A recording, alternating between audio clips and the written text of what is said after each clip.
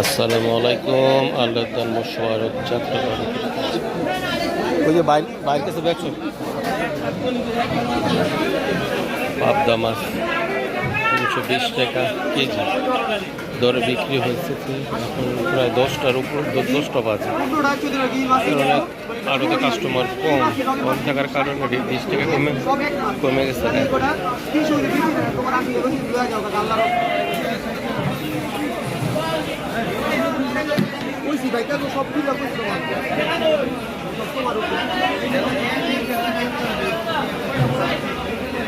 তিনশো থেকে 320 টাকা দরে বিক্রি হয়। আরও খুচরা বাজারের দাম আরও বেশি হয়।